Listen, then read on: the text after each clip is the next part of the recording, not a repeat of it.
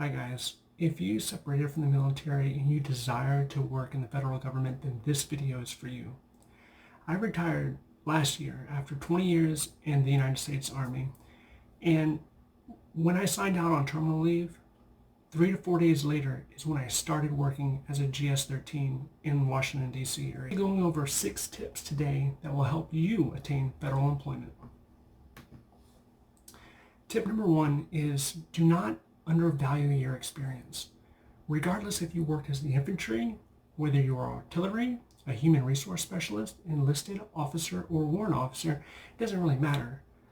Your experience that you've attained in the military, it has value, whether it be 2 to 3 years, 20 to 30 years.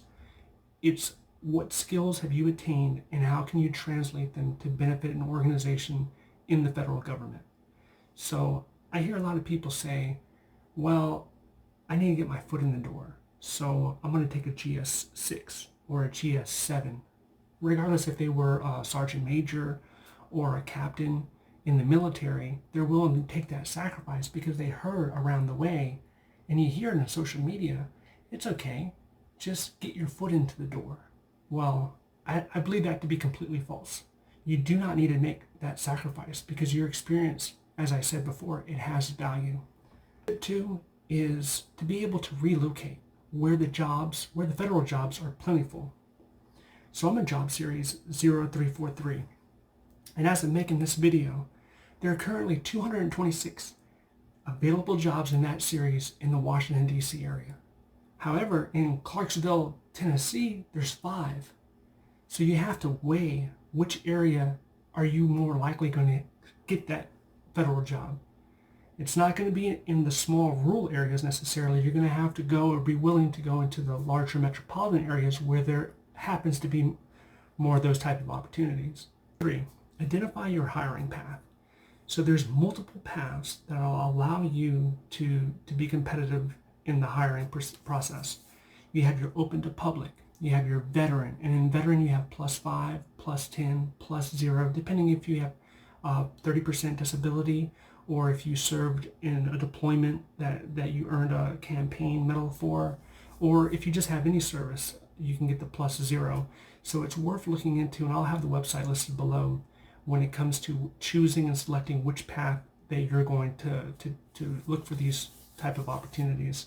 Tip 4, target your job series. So there is a wide scope of different jobs series that you can compete for.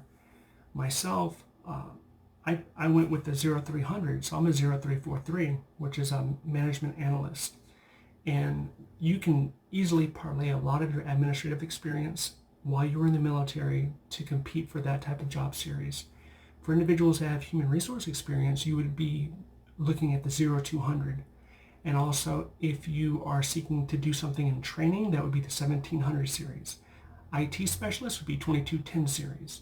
So you need to take the time and look through these series to find out which one's the best match for your experience, and then start focusing your search towards that job series. Craft your resume.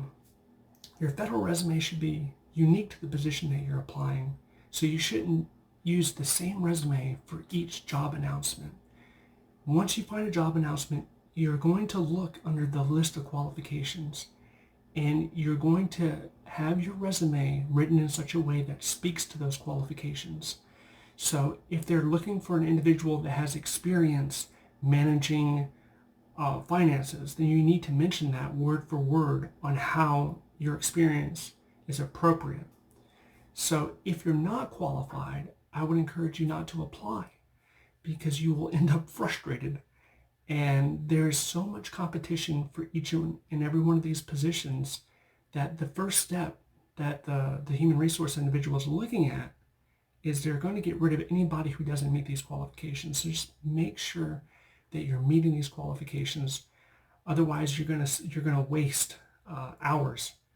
I would say the most important thing in this whole process is to ensure that you are applying frequently and that you are persistent in your search. My terminal leave, I applied over 200 times.